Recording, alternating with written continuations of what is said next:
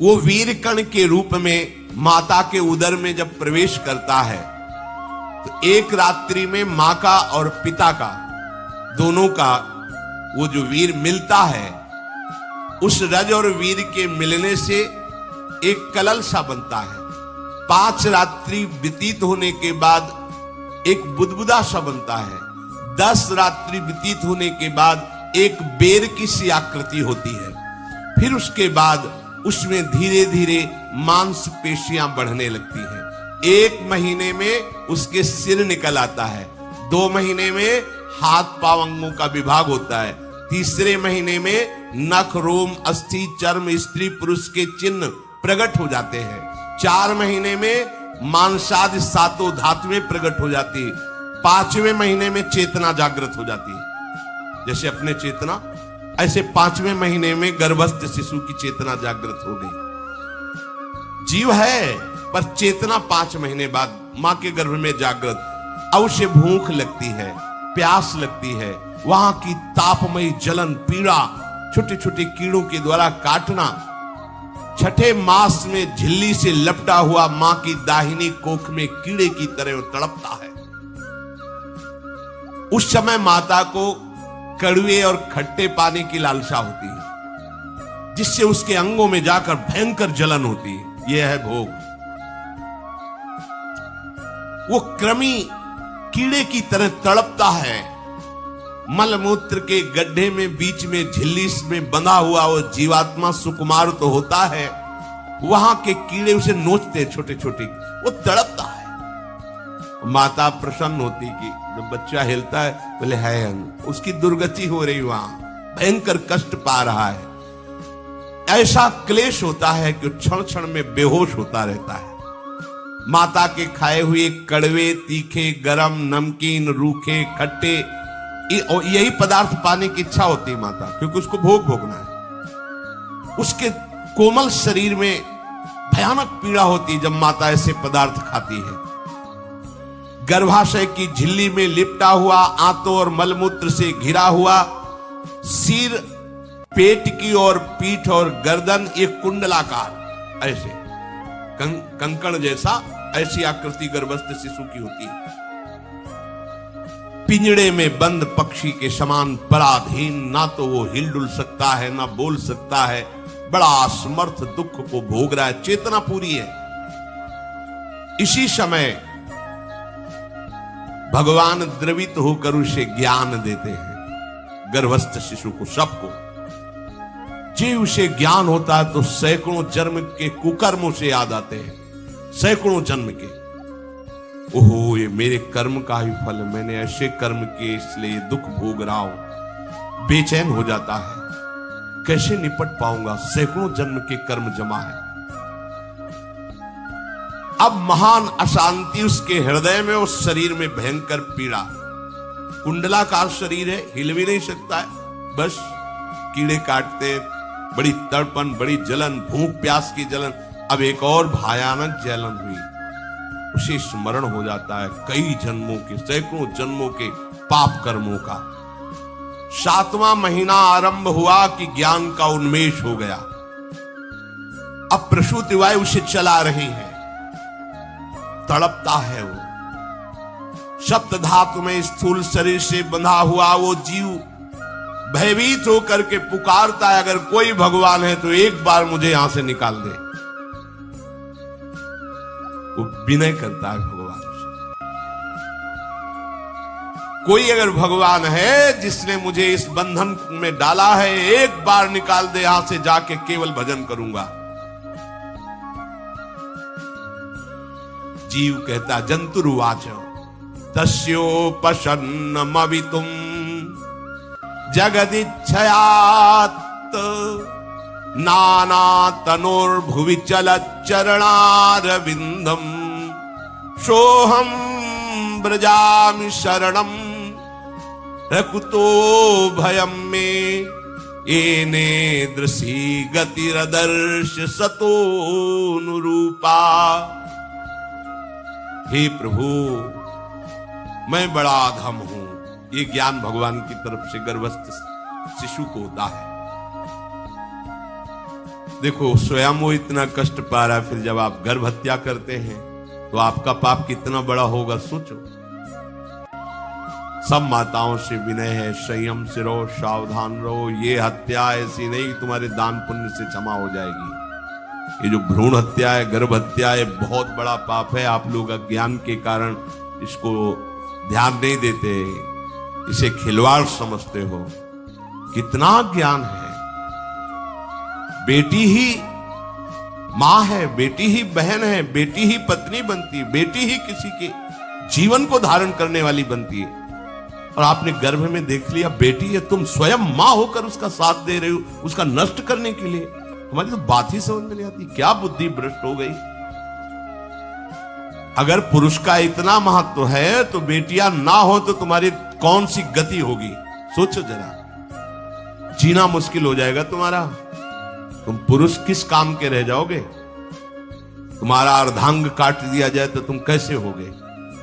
ये स्त्री स्वरूप अर्धांग है। जिस घर में मां बहन नहीं है, स्त्री स्वरूप नहीं, स्मशान जैसा वो होता है।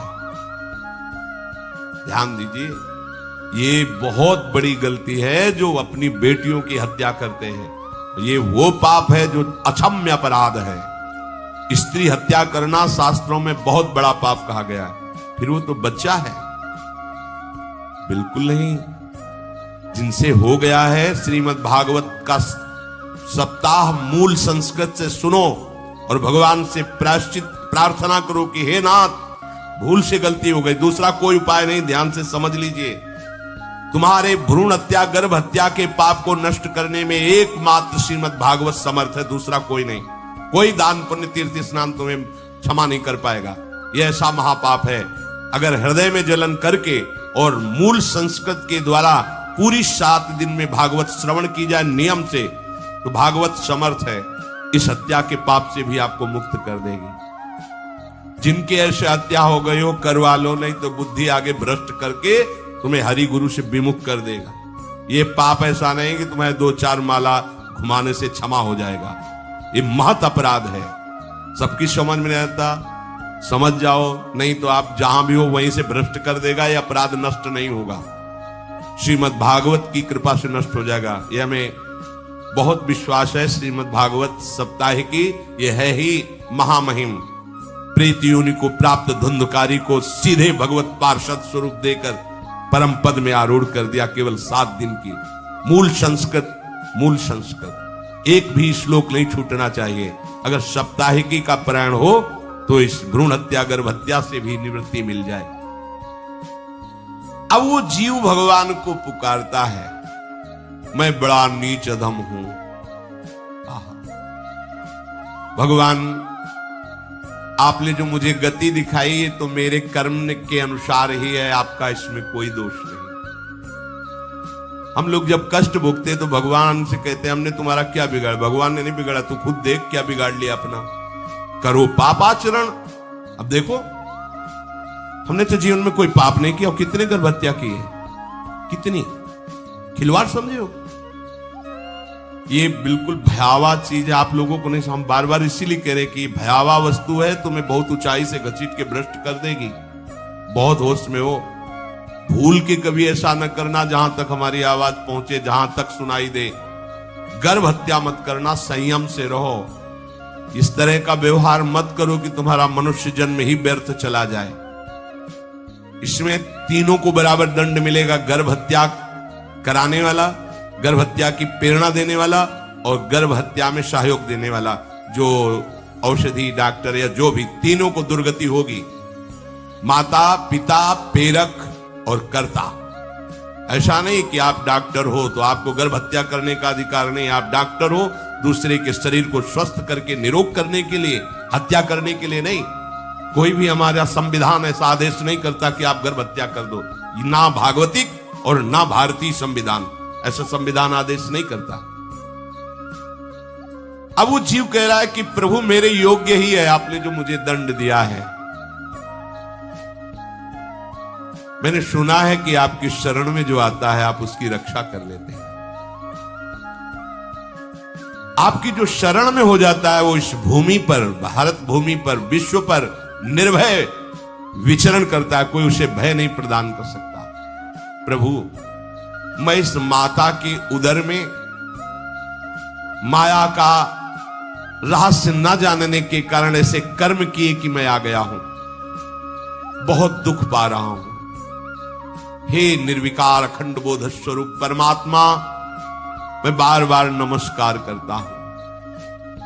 प्रभु, मेरे ऊपर कृपा कर दो, एक बार इस गर्भ से निकाल दो, मैं यहां से बाहर जाकर आपका निरंतर भजन करूंगा। ये वादा करके आए हम प्रभु से सब। प्रभु ने करुणा करके हमें चांस दिया है मनुष्य शरीर। प्रभु, मैं बहुत जन्मों से इस समय स्मृति आ रही देख रहा हूं, कर्मों में भटकता रहा आपसे विमुख होकर के। ये जो मुझे अभी ज्ञान हो रहा है केवल आपकी कृपा से तत्कालिक है, तत्कालिक। एक तत्कालिक वैराग्य होता है, जैसे कथा सुनियो मन में आया कि अब तो भजन ही करना है, ये तत्कालिक है, स्थायी नहीं है। इसे स्थायी बनाओ। प्रभु, आप अंतर्यामी हो, आप सब कुछ जान रहे हो। तीनों तापों की शांति के लिए भक्तजन आपका भजन करते हैं। मैं देहधारी होकर जीव माता के उदर में मलमूत्र से रुधिर की झिल्ली में फंसा हुआ माता की जठराग्नि के ताप से जल रहा हूं। प्रभु, एक एक क्षण में यहां विकल होकर केवल इंतजार कर रहा हूं कि किस समय मुझे यहां से निकाला जाएगा। दीन बंधु, यहां से कब मैं निकलूंगा। स्वामिन, आप बड़े दयालु हो। आप जैसे उदार प्रभु ने मुझ गर्भस्थ शिशु को ये ज्ञान दिया। हे दीन बंधु, आप अपनी कृपा से प्रसन्न हो जाइए। प्रभु, एक बार निकाल दीजिए, मैं ऐसा भजन करूंगा कि दोबारा संसार के दुख में नहीं आऊंगा। कपिल भगवान कहते हैं, हे माता, वो गर्भस्थ बालक शिशु भगवान से प्रार्थना करता है, भगवान का आदेश होता है, तत्काल प्रसव वायु धक्का मारती है। जे ही प्रसव वायु धक्का मारती तो उसको ऐसा भयंकर कष्ट होता है, जैसा पीछे लिखा है कि जैसे जिंदा किसी की चमड़ी उतारी जाए, ऐसा मां के गर्भ से निकलते समय उसे कष्ट होता है। वो अत्यंत कष्ट से व्याकुल होता है। उसी समय उसका वो ज्ञान नष्ट हो जाता है जो भगवान ने दिया था। उस समय उसकी श्वास की गति रुक जाती, जैसे किसी का गला दबा दिया जाए तो कैसा लगेगा। ऐसी ही पूरी भागवती की स्मृति नष्ट हो गई। होश आया तब देखा कि वो बाहर पड़ा हुआ है, माता के उस मलमूत्र में सना हुआ बिष्ठे की कीड़े की तरह। गर्भवास में जो दिव्य ज्ञान प्रकट हुआ था भगवान की कृपा से, वो सब नष्ट हो गया। भूमि परत भा ढाबर पानी, तिम जीवे माया लपटानी।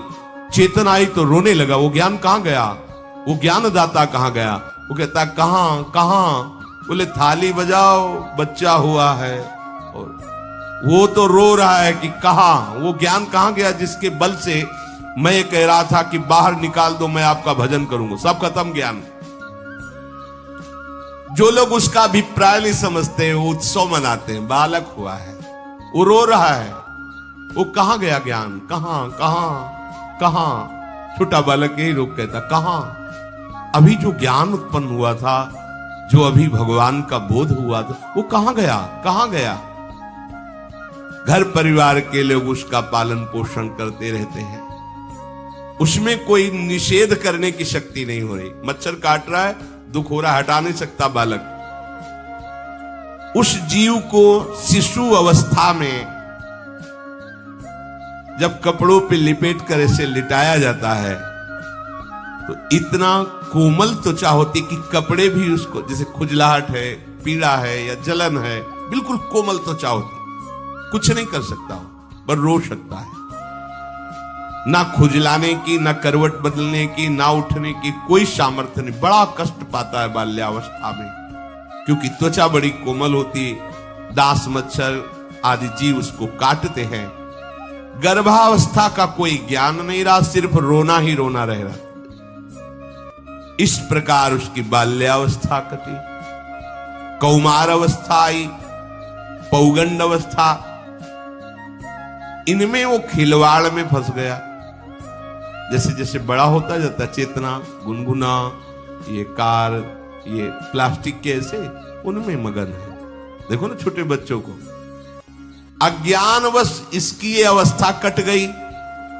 बड़े भाग्यशाली ऐसे भी बच्चे हैं जो तुतला के बोलते, उनकी मैया कहती राधा बोलो, राधा।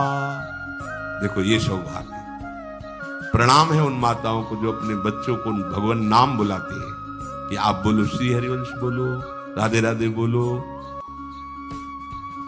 धीरे धीरे उसकी युवावस्था पहुंची। इस समय उसके अंदर एक भूत सवार होता है, जवानी का भूत है, ये सबके सवार होता है।